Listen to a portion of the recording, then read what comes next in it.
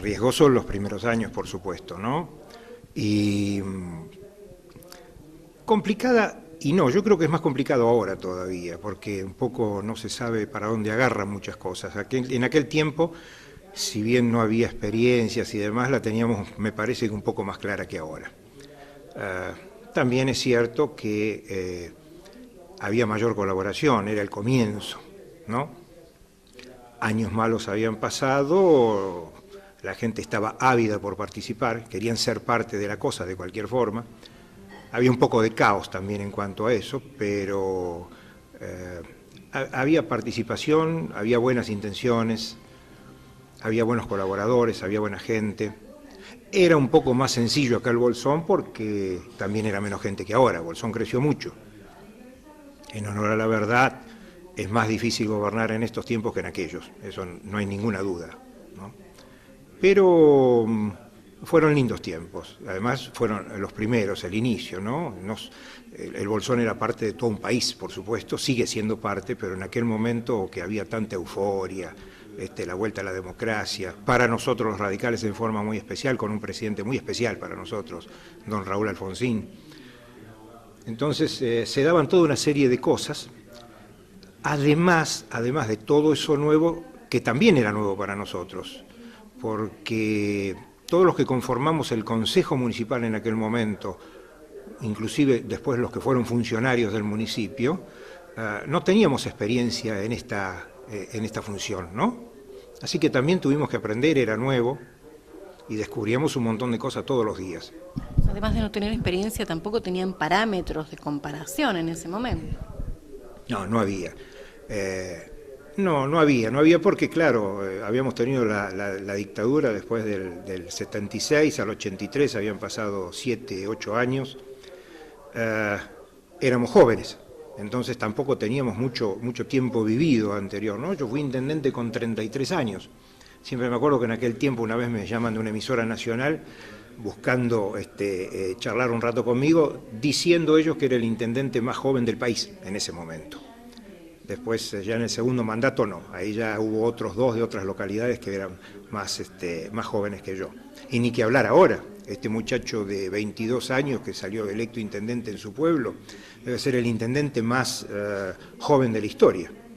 Así que no quiero ni pensarlo, la maravilla que va a ser para él esto, realmente. ¿Esto de asumir siendo joven fue en favor o fue en contra, habida cuenta de que no había parámetros en ese momento y que no había mucho registro tampoco de cómo conducir un pueblo? No, yo creo que fue a favor, es como algo nuevo, algo virgen, que se empieza todo a partir de ese momento. Pero era tanta la voluntad de la gente de colaborar, de participar, de vivir eso nuevo principalmente, que había mucho donde apoyarse.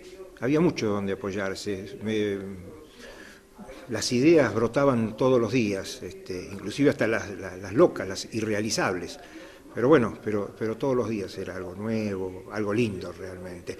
Y el Consejo Municipal de aquella época estaba conformado por gente, salvo uno de los concejales del justicialismo, que era un poco mayor, el resto toda gente bastante joven, en la primera. En la segunda ya incorporamos algunos concejales nuevos, un poco más grandes, como ser el doctor Barbeito, en aquel tiempo el Tani Muñoz, ya era gente un poco más grande, que aportaban cosas nuevas también, ¿no? Sus experiencias vividas y demás.